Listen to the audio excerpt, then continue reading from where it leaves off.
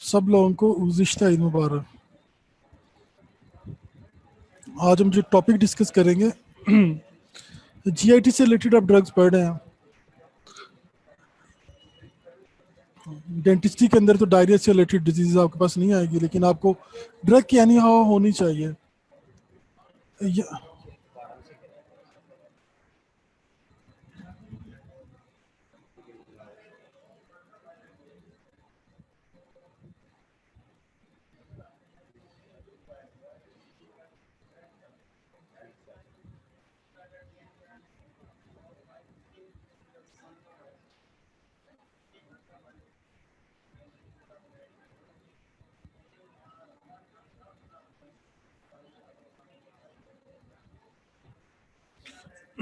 बिस्मिल्लाहिर्रहमानिर्रहीम। जो टॉपिक आज हम डिस्कस करेंगे इसके अंदर हम एंटी डायरिया ड्रग्स को पढ़ेंगे। यहाँ पे हम वो ड्रग्स पढ़ेंगे जो जीआईटी की मोटिलिटी को स्लो करेंगे। यहाँ पर एंटी डायरिया ड्रग्स के अंदर हम वो ड्रग्स पढ़ेंगे जो जीआईटी की मोटिलिटी को स्लो करती है। लेकिन अगर हम क्लिनिकल प्रैक्टिस के अंदर देखें तो उसमें डिफरेंट कम्बिनेशन में ड्रग्स दी जाती है। क्लिनिकल सिनेरियो के अंदर डिफरेंट ड्रग्स दी जाती है, उसके अंदर एंटीबायोटिक दी जाती है, कुछ और ड्रग्स मेट्रोनिडाजोल वगैरह जो है, उसके बाद ड्रोटावरीन वगैरह जो दी जाती है। यहाँ पे जो हम बात करेंगे वो सिर्फ और सिर्फ उन ड्रग्स की बात करेंगे जो जीआईटी की मोटिलिटी को स्लो कर रही हैं, जो आपकी आंतों की हरकत को स्लो कर रही हैं। इसके अंदर 3 तरह की ड्रग्स हैं। उसके बाद हम कुछ वो ड्रग्स देखेंगे जो क्लिनिकली बहुत इंपॉर्टेंट है। आपको वॉमिटिंग, अगर आपके पास डेंटिस्ट को पेशेंट आता है जिसको वॉमिटिंग स्टार्ट हो रही है, आपको प्रोसीजर करते हैं, पेशेंट को वॉमिटिंग स्टार्ट हो जाती है, कौन सी मैजिकल ड्रग है जो अपने पेशेंट को देनी है और पेशेंट की ड्रामेटिकली वॉमिटिंग रुक जानी है। अगर एक पेशेंट आपके पास आ रहा है, उसको दांतों के अंदर कोई इन्फेक्शन है, किसी तरह भी गम के अंदर इन्फ्लेमेशन है, आप उसको पेंसिलिन ग्रुप की ड्रग्स देते हैं या पेन किलर देते हैं, एनसिड्स देते हैं। पेशेंट आके कंप्लेन करता है मेरे पेट में तेजाबियत हो रही है, पेन होना शुरू हो गया। तो कौन सी ड्रग्स ऐसी देंगे जो पेट के अल्सर्स को बेहतर करती है, जो तेजाबियत को बेहतर करती है, जो एनसिड के साथ दी जानी चाहिए पेशेंट को, जो है। दो चीजें होगी। फिर उनमें से कौन सी सुपीरियर ड्रग्स हैं जो पेशेंट को दें तो पेशेंट को लॉन्ग टर्म में फायदा हो सकता है। सबसे पहले हम यहाँ पे क्या नाम लेते हैं, जो है मैं बार बार कह रहा हूँ, यहाँ पे एंटी डायरियल से रिलेटेड हम सिर्फ वो नॉन इन्फेक्शियस डायरिया की बात कर रहे हैं। इन्फेक्शन नहीं है, लेकिन जीआईटी की मोटिलिटी बढ़ी हुई है, किसी भी रीजन से बढ़ी हुई है, तो यहाँ पे वो ड्रग्स पढ़ेंगे जो मोटिलिटी को स्लो करती है। What is the diarrhea? Increased motility of the GI tract and decreased absorption of fluid are major factors in the diarrhea. Motility GI tract की बढ़ रही है और अब्जॉर्प्शन फ्लूइड की कम हो रही है, ये डायरिया के मेजर फैक्टर्स हैं। Increase motility of GI tract and decrease absorption of fluid are major factors in the diarrhoea. Motility आपकी बढ़ रही है जीआईटी ट्रैक की, गैस्ट्रोइंटेस्टाइनल ट्रैक की, और जो अब्जॉर्प्शन फ्लूइड की वो कम हो रही है। डायरिया के अंदर ये मेजर फैक्टर्स हैं।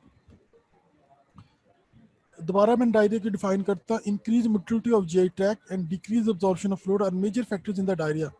एंटी डायरिया ड्रग्स के अंदर कौन कौन सी ड्रग्स आती हैं? एंटी मोटिलिटी एजेंट्स आ जाएंगे, एड्जॉर्बेंट्स आ जाएंगे, drugs that modified fluid and electrolyte transport. Anti diarrhoea drugs के अंदर जो मोटिलिटी से रिलेटेड डायरिया होता है, जिसके फ्लूइड की अब्जॉर्प्शन कम हो जाती है, उसके अंदर जो हम ड्रग्स पढ़ेंगे उसके 3 ग्रुप्स में फर्दर उसे डिवाइड किया गया। Anti motility agents, adsorbents, drugs that modified fluid and electrolyte transport. Antimotility agents, adsorbents, drugs that modified fluid and electrolyte transport. Antimotility agents हैं, adsorbents हैं, drugs that modified fluid and electrolyte transport. सबसे पहले हम एंटीमोटिलिटी agent को पढ़ेंगे, देखेंगे इसके अंदर। याद रखिएगा, इन तमाम ड्रग्स में से जो तीनों ग्रुप पढ़े हैं, इसके अंदर एंटीमोटिलिटी एजेंट जो है, जिसके अंदर लोप्रामाइड जो है, लोप्रामाइड अमोडियम के नाम से मार्केट में चलती है। लोप्रामाइड जो है एक्सीलेंट ड्रग है। लोप्रामाइड जो है एक्सीलेंट ड्रग है। आपको एटलीस्ट लोप्रामाइड का मैकेनिज्म और उसके 1-2 मेजर एडवर्स इफेक्ट का जरूर पता होना चाहिए कि ड्रग कैसे मोटिलिटी को स्लो करती है। पास के अंदर अगर हम ये ड्रग बनने से पहले की बात करने तो ओपियम जो है, अफ्यून जो है, उसको डायरिया की ट्रीटमेंट में देते थे। ओपियम जो है आपकी जीआईटी की मोटिलिटी जो है उसको स्लो कर देती है। बॉडी को वैसे भी स्लो कर देती है और मोटिलिटी को भी स्लो कर देती है। तो पास के अंदर ओपियम जो है प्लांट से एक्सट्रैक्ट करके क्रूड फॉर्म के अंदर पेशेंट को दी जाती थी। फिर जैसे जैसे प्रोग्रेस होती गई, ड्रग्स बनती गई, तो ओपीएम के ओपीआई डेरिवेटिव्स के अंदर लोप्रामाइड जो है इसको ड्राइव किया गया। और ये वंडरफुल ड्रग है, अमोडियम के नाम से आती है। हर डायरिया के पेशेंट की जिसकी एपिसोड ज़्यादा हो रही हैं उनको दी जाती है। ड्रामेटिकली डायरिया रुकता है, ड्रामेटिकली मोटिलिटी जो स्लो हो जाती है, फ्लूइड इंटेस्टाइन से अब्जॉर्ब होना शुरू। एक साइड पे मोटिलिटी स्लो हो जाती है, दूसरी साइड से फ्लूइड की अब्जॉर्प्शन बेहतर हो जाती है। तो सबसे पहले हम एंटी मोटिलिटी एजेंट्स को पढ़ेंगे। बेटा नाम याद होना चाहिए आपको। एंटी मोटिलिटी एजेंट के अंदर दो ड्रग्स है जो वाइडली यूज होती है डायरिया के ट्रीटमेंट के, डाइफ्लॉक्सिलेट है और लोप्रामाइड है। लोपिरामाइड पढ़ लें, लोप्रामाइड पढ़ लें। टू ड्रग्स है जो वाइडली डायरिया के कंट्रोल के लिए यूज की जाती है, उसके अंदर डाइफिनॉक्सिलेट है और लोप्रामाइड है। डाइफिनॉक्सिलेट है और लोप्रामाइड है। एंटी मोटिलिटी एजेंट के अंदर दो ड्रग्स हैं, डाइफिनॉक्सिलेट एंड लोप्रामाइड। कहते हैं दोनों जो है क्या नाम लेते हैं, डाइफिनॉक्सिलेट और लोप्रामाइड जो है मेप्रेडीन के एनालॉग हैं और इनके ओपियाइड लाइक एक्शन है ऑन द गट। डाइफिनॉक्सिलेट और लोप्रामाइड जो मेप्रेडीन डेरिवेटिव हैं और ओपियाइड लाइक एक्शन में स्टार्ट के अंदर आपको बता रहे थे, ओपियाइड जो कॉन्स्टिपेशन काज करती है, ओपीएम कॉन्स्टिपेशन काज करती है। तो कोई भी एजेंट हम जो देंगे वो मोटिलिटी को कम कर देगा, डायरिया के एपिसोड जो है वो कम होना शुरू हो जाएगी। Diphenoxylate, loperamide, both are analogs of mepredine and have opioid like action on the gut. Diphenoxylate और लोप्रामाइड जो है मेप्रेडीन के डेरिवेटिव्स हैं और इनके ओपियाइड लाइक एक्शन है गट के ऊपर। जो डाइफिनॉक्सिलेट और लोप्रामाइड जो है ये मेप्रेडीन डेरिवेटिव्स हैं और इनके ओपियाइड लाइक एक्शंस हैं। अगर आप पीछे एनएस की तरफ जाए, पता नहीं आपने एनएस किस लेवल पे पढ़ा हुआ, एस्टाइलकोलिन की हम बात करते हैं। एस्टाइलकोलिन जो है आपकी बॉडी के अंदर सिक्रीशंस को, मोटिलिटी को, तमाम चीज़ों को बढ़ाती है। ये ड्रग क्या करती है, इसका मैकेनिज्म जरा देखें। ये प्री साइनेप्टिक ओपियाइड रिसेप्टर पे एक्ट करती है और एसिटाइलकोलिन की रिलीज को जो है इनहिबिट करती है, जिससे पेरिस्टालिसिस जो है, मूवमेंट जो है वो स्लो हो जाती है। डाइफिनॉक्सिलेट और लोप्रामाइड जो है ये मेप्रेडीन एनालॉग्स हैं, इनके ओपियाइड लाइक एक्शन गट के ऊपर है। ये प्री साइनेप्टिक ओपियाइड रिसेप्टर के ऊपर एक्ट करती है, एंटेरिक नर्वस सिस्टम के ऊपर जो है, और एसिटाइलकोलिन जो है उसकी रिलीज को कम करते हैं, जिससे पेरिस्टालिसिस कम हो जाती है। डाइफिनॉक्सिलेट और लोप्रामाइड जो है दोनों मेप्रेडीन डेरिवेटिव है, ओपियाइड लाइक एक्शन है। ये ओपियाइड रिसेप्टर जो है, जो प्री साइनेप्टिक ओपियाइड रिसेप्टर जो है उनके ऊपर जाके एक्ट करती है, एसिटाइलकोलिन के रिलीज को डिक्रीज करती है, जिससे पेरिस्टालिसिस कम हो जाती है। याद रखिएगा ओपियाइड ग्रुप से जो ड्रग बिलोंग करती है, ये ओपियम से जो डेरिवेटिव जो उसके हैं वो ज़्यादातर एनाल्जेसिया के तौर पे यूज करते हैं, पेन के लिए यूज होते हैं। ओपियाइड का जो डेरिवेटिव जो है वो ज़्यादातर जो पेन के लिए यूज होते हैं। लेकिन ड्रग की स्ट्रक्चर लेवल पे हम नहीं जाएंगे क्योंकि स्ट्रक्चर ड्रग की पढ़ना आपका टॉपिक नहीं है किसी साल्ट की पढ़ना। ये कहते हैं कि उनको इस तरह डिजाइन किया गया है, डाइफिनॉक्सिलेट लोप्रामाइड को इस तरह बनाया गया कि वो उसकी स्टैंडर्ड डोजेज है, उसके अंदर एनाल्जेसिया प्रोड्यूस नहीं करते, पेन में रिलीफ नहीं देते, सिर्फ प्री साइनेप्टिक ओपियाइड रिसेप्टर के ऊपर एक्ट करके एसिटाइलकोलिन की रिलीज को कम करते हैं, जिससे पेरिस्टालिसिस कम हो जाती है। और ये स्टैंडर्ड डोजेज के ऊपर ये ड्रग्स जो है एनाल्जेसिया प्रोड्यूस नहीं करती, पेन को कम नहीं करती।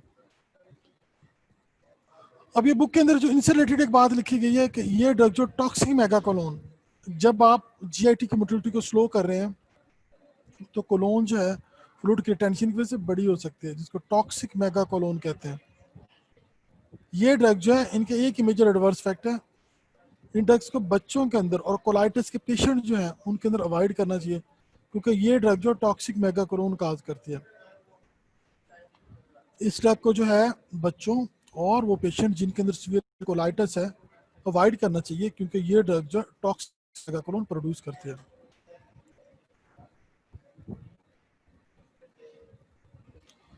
दोबारा देखते हैं, अगर हम जीआईटी की बात करते हैं, जीआईटी की मोटिलिटी की बात करते हैं, तो ये ड्रग जो है, अगर डायरिया की बात करें, डायरिया के अंदर क्या होगा, इंक्रीज मोटिलिटी होगी, डिक्रीज अब्जॉर्प्शन ऑफ फ्लूइड्स होगी।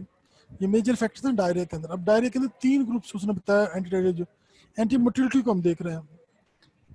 एंटी मोटिलिटी ड्रग्स के अंदर दो ड्रग्स जो है बेटा, ये आपके टिप्स पे होने चाहिए।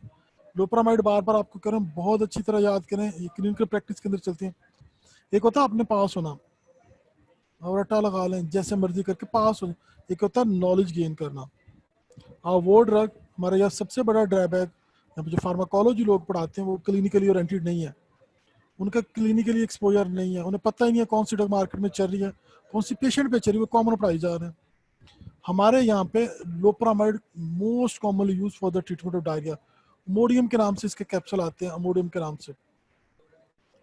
डाइफेनॉक्सिलेट लोपरामाइड है, कहते हैं बोथ आर एनालॉग्स ऑफ मेप्रेडीन।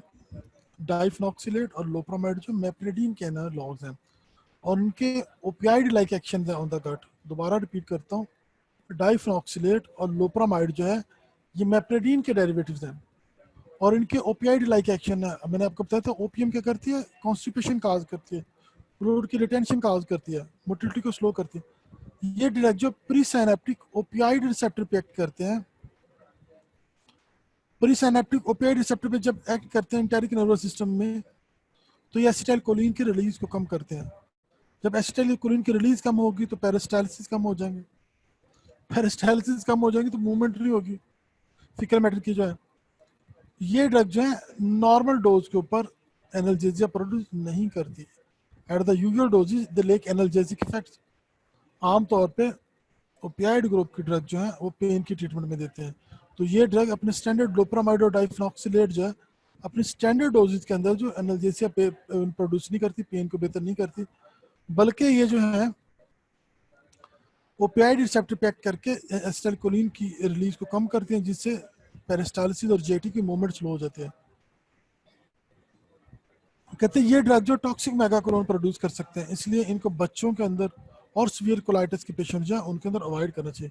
याद रखिएगा, क्लिनिकल प्रैक्टिस के अंदर एक स्टैंडर्ड रूल चलता है, बच्चों और बूढ़ों का डायरिया कभी एकदम नहीं रोका जाता। बच्चों की इंटेस्टाइन भी वीक होती है, बूढ़ों को भी। बच्चों की अभी प्रॉपर डेवलपमेंट नहीं हुई होती इस वजह से, और बूढ़ों की एज फैक्टर की वजह से बच्चों और बूढ़ों के अंदर डायरिया को कभी एकदम नहीं रोकते। तो इसीलिए ये ड्रग जो है टॉक्सिक मेगाकोलोन प्रोड्यूस करती है, इनको बच्चों और सीवियर कोलाइटिस के जो पेशेंट है उनके अंदर अवॉइड करना चाहिए।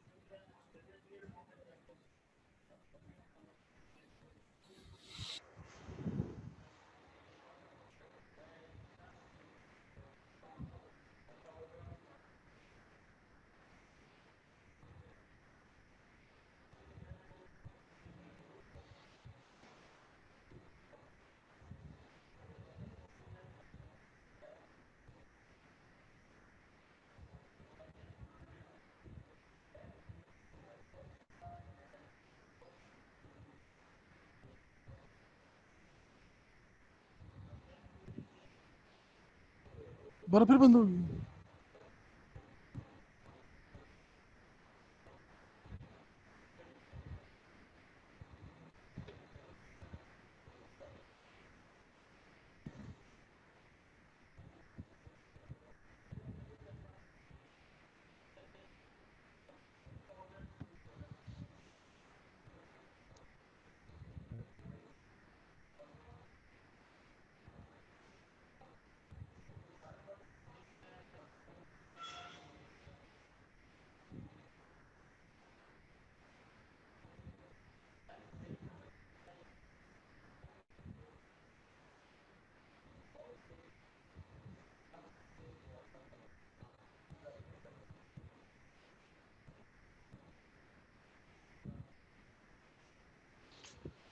एडसॉर्बेंट्स के अंदर दो ड्रग्स आती हैं, एल्यूमिनियम हाइड्रोक्साइड और मिथाइल सेलुलोज है।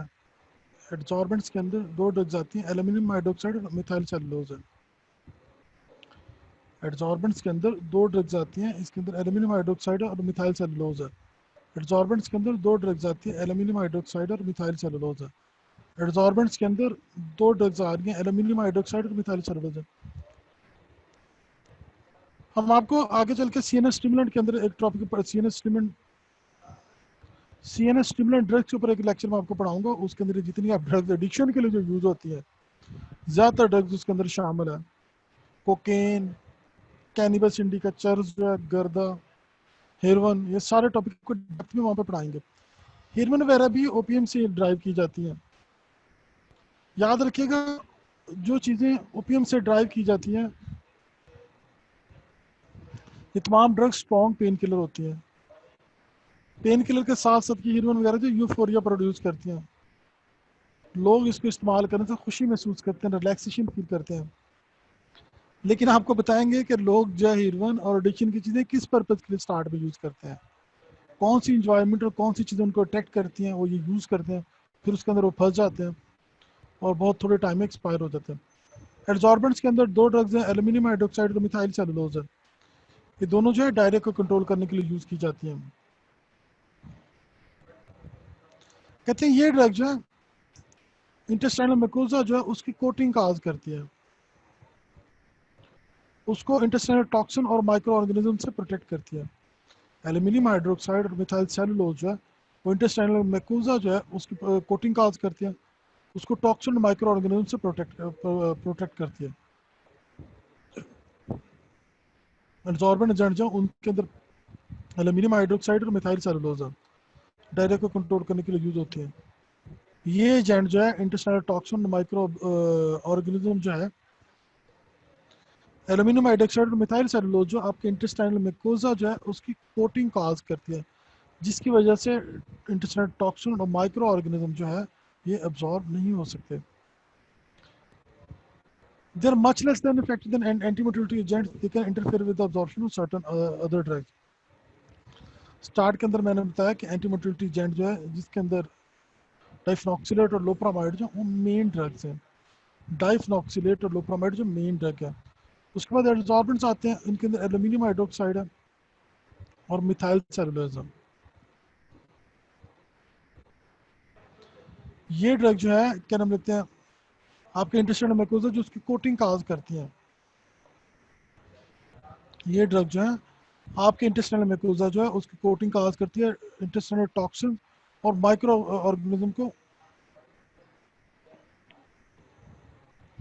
ये अब्जॉर्व नहीं होने देती, उनकी अब्जॉर्प्शन को रोकती है। कहते हैं ये ड्रग जो लेस इफेक्टिव है देन एंटी मोटिलिटी एजेंट्स, और ये ड्रग इंटरफेयर कर सकती हैं दूसरी ड्रग की अब्जॉर्प्शन के साथ जो है। एब्जॉर्बेंट्स के अंदर अगर हम बात की जाए तो एल्यूमिनियम हाइड्रोक्साइड और मिथाइल सेलुलोज है। ये ड्रग जो डायरिया को कंट्रोल करती है। मैकेनिज्म क्या है, ये आपके इंटेस्टाइन जो उसकी कोटिंग काज करती है, इंटेस्टाइनल टॉक्सिन और माइक्रो ऑर्गेनिज्म को अब्जॉर्व नहीं होने देती। बहुत ज़्यादा लेस इफेक्टिव है ये ड्रग्स अगर आप एंटी मोटिलिटी एजेंट से कंपेयर करें। और ये ड्रग जो है बहुत सी ड्रग की अब्जॉर्प्शन, अगर आपके इंटेस्टाइन की कोटिंग होगी तो बेटा बहुत सारी चीज़ें तो अब्जॉर्व ही नहीं हो सकेंगी, तो इसलिए बहुत सारी ड्रग की जो अब्जॉर्प्शन है उसके साथ इंटरफेयर करती है। दोबारा हम इसको रिपीट करते हैं जो अभी तक हमने जो चीज़ें देखी हैं। डायरिया क्या, इंक्रीज मोटिलिटी है जीआई की और डिक्रीज अब्जॉर्प्शन है। डायरिया क्या, इंक्रीज मोटिलिटी है और डिक्रीज अब्जॉर्प्शन है। मेजर फैक्टर्स हैं डायरिया के अंदर। अगर हम एंटी डायरिया ड्रग की बात करें तो इसके अंदर एंटी मोटिलिटी एजेंट्स हैं, एड्जॉर्बेंट्स हैं और drugs that modified electrolyte and fluid and electrolyte transport. Anti motility agents के अंदर दो हमारे पास ड्रग्स है, डाइफेनॉक्सिलेट है और लोप्रामाइड है। ये दोनों ड्रग्स हैं मेप्रिडीन एनालॉग्स हैं और ये ओपियाइड रिसेप्टर की ओपियाइड लाइक एक्शन है इनका गट के ऊपर जो है। ये प्री सिनेप्टिक ओपियाइड रिसेप्टर के ऊपर एक्ट करते हैं इंटेरिक नर्वस सिस्टम में। एसिटाइलकोलिन की रिलीज को रोकते हैं, जब एसिटाइलकोलिन की रिलीज को डिक्रीज करते हैं रोकते हैं। जब एसिटाइलकोलिन की रिलीज जो डिक्रीज होती है तो पेरिस्टालसिस डिक्रीज हो जाती है। कहते हैं स्टैंडर्ड डोजेज के अंदर ये ड्रग जो है मेप्रेडिन एनालॉग की जो ड्रग्स हैं डाइफेनॉक्सिलेट लोप्रामाइड, ये एनाल्जेसिया प्रोड्यूस नहीं करती, पेन को कंट्रोल नहीं करती। कहते हैं ये ड्रग जो है बच्चों और सीवियर कोलाइटिस के पेशेंट के अंदर अवॉइड करनी चाहिए क्योंकि ये ड्रग टॉक्सिक मेगाक्लोन प्रोड्यूस करते हैं।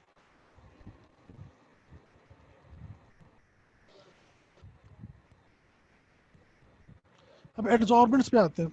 एड्जॉर्बेंट्स के अंदर हमारे पास दो ड्रग्स हैं, मिथाइल सेलुलोज है और एल्यूमिनियम हाइड्रोक्साइड है। मिथाइल सेलुलोज और एल्यूमिनियम हाइड्रोक्साइड जो आपके इंटेस्टाइनल म्यूकोसा की कोटिंग करती है, जब कोटिंग हो जाती है इंटेस्टाइनल म्यूकोसा की जब कोटिंग हो जाती है, आपके इंटेस्टाइनल म्यूकोसा की जब कोटिंग हो जाती है तो इंटेस्टाइनल टॉक्सिन और माइक्रो ऑर्गेनिज्म अब्जॉर्ब नहीं हो सकते। जब क्या नाम लेते हैं, चाहे माइक्रो ऑर्गेनिज्म और टॉक्सिन अब्जॉर्ब नहीं होंगे तो डायरिया के चांसेस कम हो जाएंगे। कहते हैं ड्रग लेस इफेक्टिव है देन एंटीमोटिवेटिक एजेंट्स, और कि बहुत सारे ड्रग्स की अब्जॉर्प्शन को इंटरफेयर करते हैं।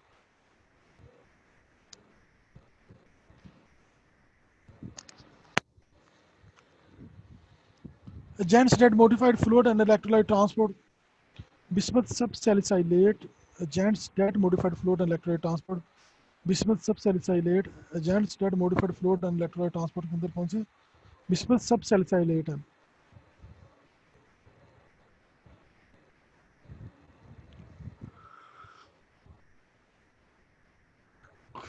बिस्मथ सबसैलिसाइलेट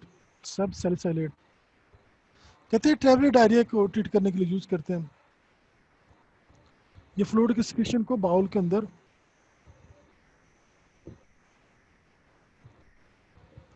बिस्मथ सबसैलिसाइलेट जो ट्रैवलर डायरिया को यूज करते हैं, ये फ्लूइड के सिक्रीशन को बाउल के अंदर कम करते हैं। कहते हैं ये जो एक्शन है ड्रग का may be due to salicylate component as well as coating action.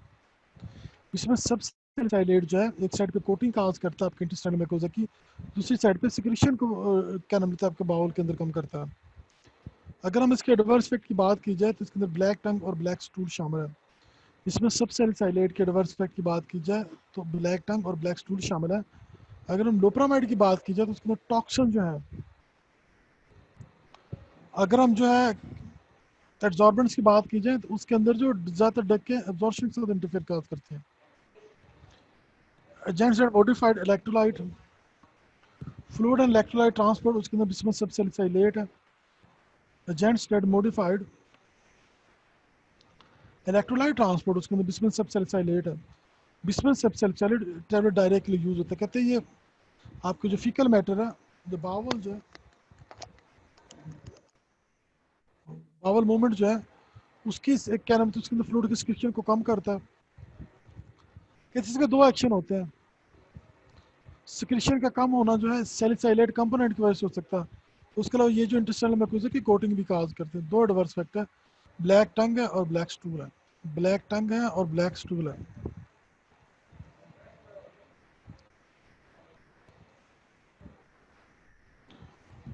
ये ड्रग जो है इंटेस्टाइनल की मोटिलिटी को कम करती हैं और फ्लूइड की इंटेस्टाइनल की, दोबारा एक बार हम रिपीट करके फिर आगे चलते हैं जो तीन चार कॉमन बातें आपको आनी चाहिए। डायरिया क्या है, मोटिलिटी बढ़ रही है, अब्जॉर्प्शन कम हो रही है। डायरिया क्या है, इंटेस्टाइन की आपके मोटिलिटी हो रही है, जीआईटी ट्रैक की, और फ्लूइड की अब्जॉर्प्शन कम हो रही है। एंटी मोटिलिटी एजेंट की बात करें तो इसके अंदर डाइफेनॉक्सिलेट और लोप्रामाइड। डाइफेनॉक्सिलेट और लोप्रामाइड जो है ये मेप्टाइडिन डेरिवेटिव्स हैं। ओपेड लाइक एक्शन इनके गट के ऊपर, ये प्री साइनेप्टिक ओपेड रिसेप्टर के ऊपर एक्ट करते हैं। एंटारिक नर्वस सिस्टम में एसिटाइलकोलिन के रिलीज को कम करते हैं और पेरिस्टाल्सिस को कम करते हैं। ये यूजुअल डोजेस के अंदर एनाल्जेसिया ले करते हैं। ये टॉक्सिक मेगाकोलोन का बाइस बनते हैं। इन ड्रग को छोटे बच्चों, यंग चिल्ड्रन और सीवियर कोलाइटिस पेशेंट के अंदर यूज नहीं करना चाहिए। एड्जॉर्बेंट्स के अंदर मिथाइल सेलुलोज और एल्यूमिनियम हाइड्रोक्साइड जो है ये क्या करते हैं, आपके इंटेस्टाइनल म्यूकोसा की कोटिंग काज करते हैं। जब कोटिंग काज होती है तो टॉक्सिन और माइक्रो ऑर्गेनिज्म अब्जॉर्ब नहीं हो सकते। कहते हैं ये ड्रग जो बहुत less effective as compare to antimotility agent. उसके अलावा ये ड्रग जो है दूसरी ड्रग की जो अब्जॉर्प्शन जो है उसके साथ इंटरफेयर काज करती है। Agents that modified fluid electrolyte transport, उसके अंदर हमारे पास बिस्मथ सबसैलिसाइलेट है। ये टेरो डायरिया के लिए ट्रीटमेंट के लिए यूज होता है। कहते हैं ये जो है सिक्रीशन जो है सिक्रीशन को कम करता है आपके बावल के अंदर। उसके अलावा ये ड्रग जो है क्या नाम लेते हैं इसका जो है सिक्रीशन का कम होना सैलिसाइलेट की वजह से, और ये ड्रग आपके इंटेस्टाइन के म्यूकोसा की कोटिंग भी का एडवर्स इफेक्ट के अंदर ब्लैक टंग और ब्लैक स्टूल है। अगर आपसे कोई पूछे कि कौन सी दवाई है जिसके खाने से जुबान काली हो जाती है, तो बिस्मथ सबसैलिसाइलेट, बिस्मथ सबसैलिसाइलेट। लेकिन इसके अंदर जो क्लिनिकली यूज ड्रग की जाती है वो लोप्रामाइड है। क्लिनिकली जितनी हमने एंटी डायरिया ड्रग पढ़ी जो मोटिलिटी से रिलेटेड है, उसके अंदर लोप्रामाइड सबसे कॉमन ड्रग है।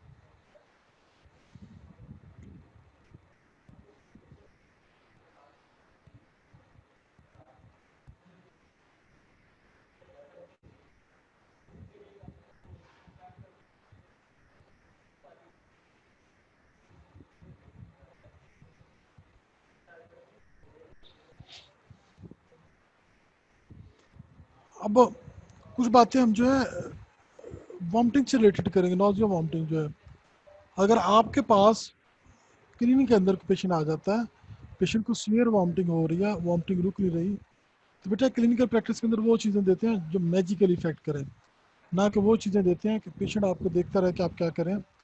क्लिनिकल प्रैक्टिस के अंदर पेशेंट को वो ड्रग देते हैं जो मैजिकल इफेक्ट करें।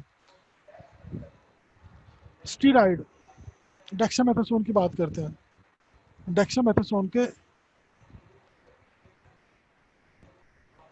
ये कैसे वॉमिटिंग को कम करता है, एग्जैक्ट इटियोलॉजी अननोन है। कॉर्टिकोस्टेरॉइड कैसे वॉमिटिंग को कम करते हैं, एग्जैक्ट मैकेनिज्म या एग्जैक्ट इटियोलॉजी अननोन है। कहते हैं ये ड्रग जो कॉर्टिकोस्टेरॉइड का डुअल एक्शन होता है। कॉर्टिकोस्टेरॉइड डेक्सामेथासोन कॉमनली यूज किया जाता है, और भी बहुत से methyl prednisolone.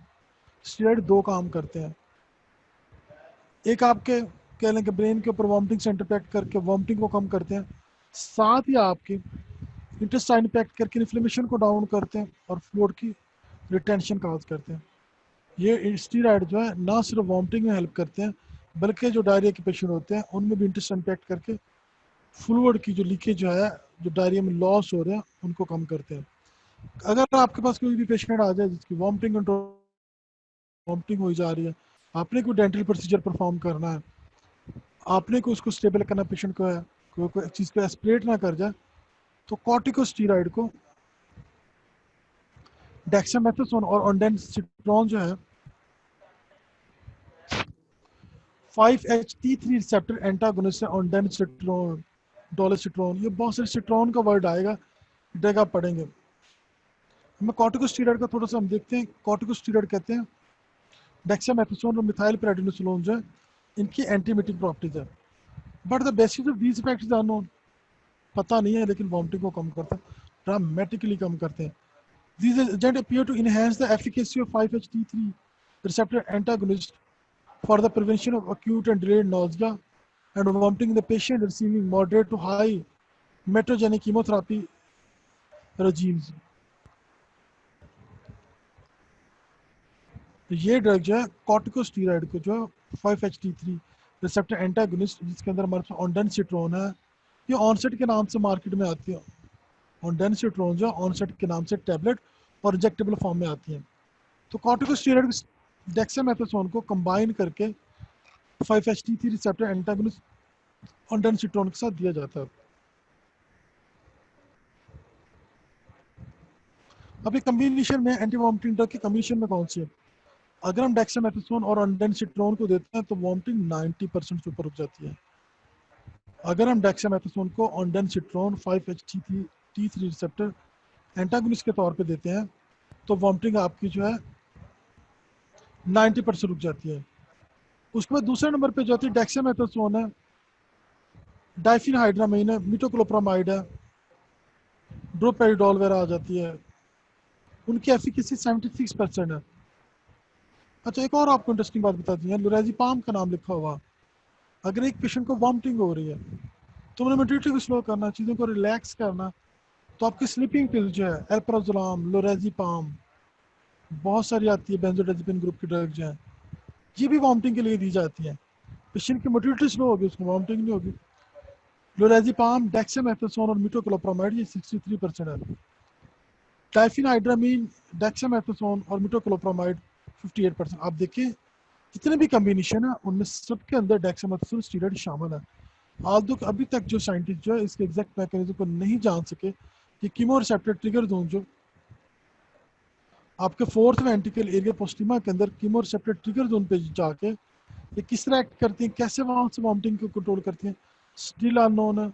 But the steroid and ondansetrons are the drug or choices for the control of vomiting. Dexamethasone और ondansetron जो है ड्रग और चॉइस में वॉमिटिंग को रोकने के लिए जो है।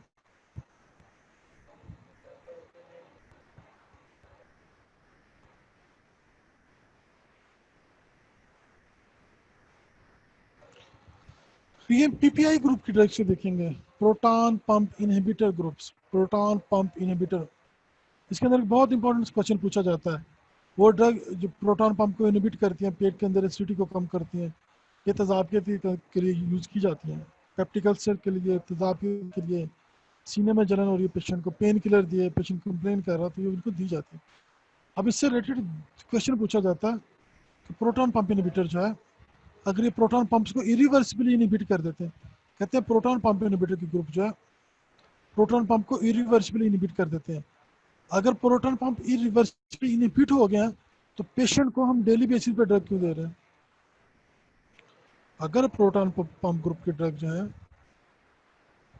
प्रोटॉन पंप्स को, प्रोटॉन पंप इनहिबिटर ग्रुप की ड्रग जो है प्रोटॉन पंप को इरिवर्सिबली इनहिबिट कर देते हैं, तो हम प्रोटॉन पंप्स को डेली क्यों देते हैं? तो हम ड्रग पेशेंट को डेली क्यों यूज़ करवाते हैं? वन बाय वन देखते हैं इसके अंदर जो है होता क्या है। याद रखिएगा पीपीआई ग्रुप की ड्रग जो है उसके अंदर अब ये सारे देखिए, मेप्राजोल, इसोमेप्राजोल, लेंसोप्रिजोल का वर्ड सबके साथ आएगा, मेप्राजोल, इसोमेप्राजोल, लेंसोप्रिजोल, पेंटाप्रिजोल, रेबिप्रिजोल, रेबिप्राजोल, सबके साथ जो है ये जड़ गैस्ट्रोएसोफेजियल रिफ्लक्स डिजीज इनमें दिया जाता है। इसको जो है सबके एंड पे क्या रहा, जोल, मेप्राजोल, इसोमेप्राजोल, लेंसोप्रिजोल, पेंटाप्रिजोल, rabeprazole.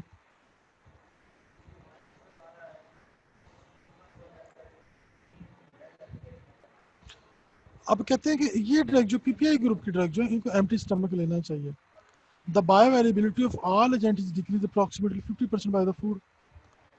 Is the drug should be administered on empty stomach. कहते हैं फास्टिंग के अंदर जो सिर्फ आपके 10% पंप जो है वो एक्टिवली सिक्रीट कर रहे होते हैं एसिड को। फास्टिंग के अंदर आपके 10% पंप जो है वो एसिड को सिक्रीट कर रहे होते हैं और वो ससेप्टेबल होते हैं इनहिबिशन के लिए, चांसेस होते हैं कि वो इनहिबिट हो जाएंगे। प्रोटॉन पंप इनहिबिटर ग्रुप की ड्रग जो है वो खाना खाने से 1 घंटा पहले लेनी चाहिए, बिफोर मेल यूजुअली ब्रेक, कहते हैं सुबह नाश्ते से पहले आप ले लें खाली पेट जो है। So the peak serum concentration coincide with the maximum activity proton pump secretion. कहते हैं जब आप फास्टिंग में होते हैं, जिस सुबह जब आप निहार में उठते हैं तो सिर्फ 10% पंप एक्टिवेट हुए होते हैं, तो उस वक्त अगर ड्रग दी जाए तो मैक्सिमली एब्जॉर्व हो जाएगी और जो प्रोटॉन पंप को इफेक्टिवली जो है वो इनहिबिट कर देगी।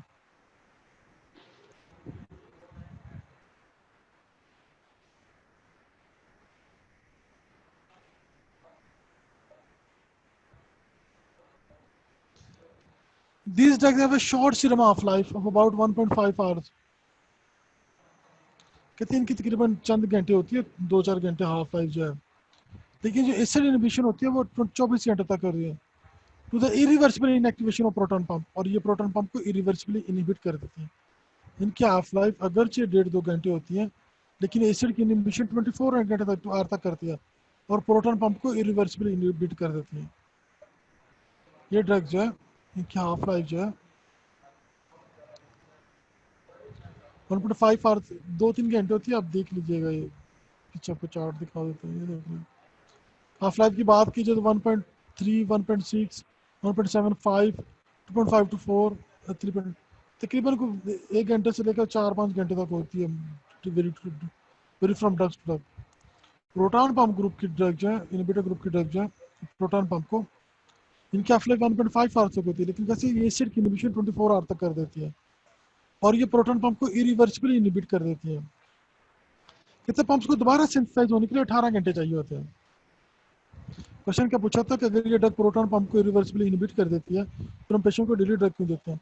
कहते हैं एक बार अगर ड्रग दे दी जाए तो ये ड्रग जो 24 घंटे के लिए पंप को इनिबिट कर देती है, लेकिन पंप इरिवर्सिबली इनिबिट हो जाते हैं। 18 घंटे दोबारा चाहिए थे पंप को रीसेंसिटिव करने के लिए जो है सोडियम पोटेशियम एटीपेज मॉलिक्यूल। कहते हैं जब पहली डोज दी जाती है तमाम पंप इनएक्टिवेट नहीं होते, पहली डोज के साथ तमाम पंप इनएक्टिवेट नहीं होते, 3 से 4 दिन चाहिए होते हैं मेडिकेशन रिक्वायर्ड होते हैं फुल एसिड इनिबिशन के लिए। देखिए हाफ लाइफ कितनी है, 1.5 घंटा। पंप इनिबिशन के लिए कितना टाइम चाहिए, कम से कम एसिड के इनिबिशन के 24 घंटे। और जो है ये ड्रग जो प्रोटॉन पंप को इरिवर्सिबली इनिबिट कर देती है। अब पंप की इरिवर्सिबल इनिबिशन हो रही है तो न्यू पंप की सिंथेसिस के लिए कितना टाइम चाहिए?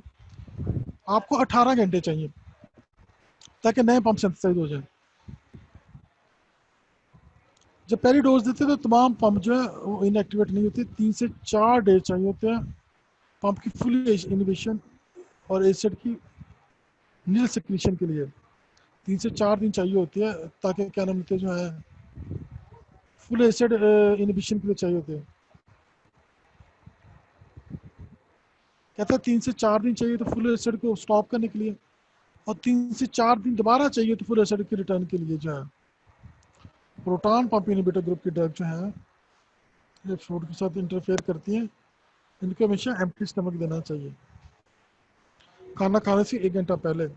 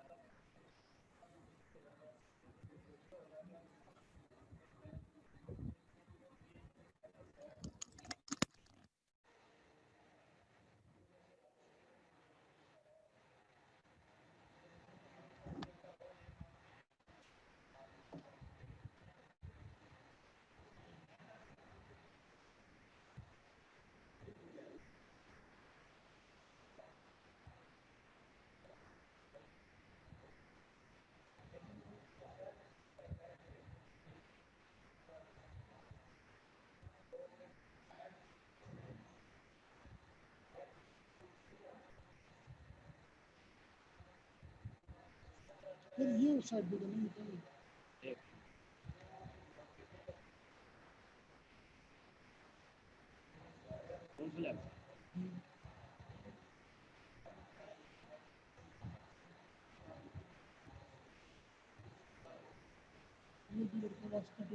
वो आ रही है।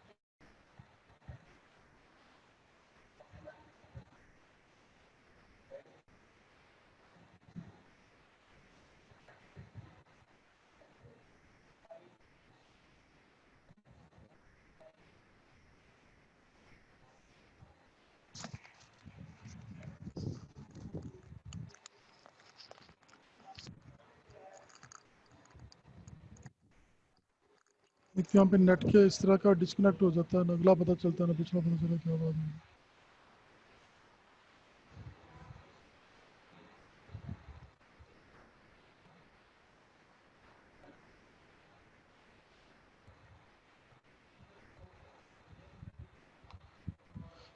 कहते हैं ये ड्रग जो है प्रोटॉन पंप को रिवर्सिबली इनहिबिट करती है, 18 घंटे दोबारा चाहिए थे नए पंप के सिंथेसाइज होने के लिए।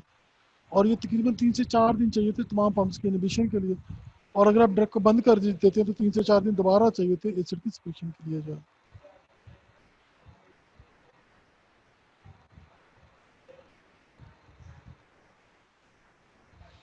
अब ये देखिए H2 ब्लॉकर को इन्होंने शो किया गया, ये आपके एसिड की सिक्रीशन है ब्रेकफास्ट के अंदर जो है ये जा रहा। एक साइड पे जो है उन्होंने क्या नाम लेते जो है मिलीमोल पर लीटर शो किया गया, यहाँ पे टाइम शो किया गया।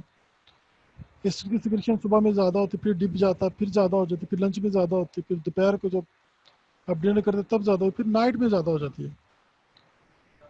तो अगर ये आप ग्रीन कलर की लाइन देखें तो ये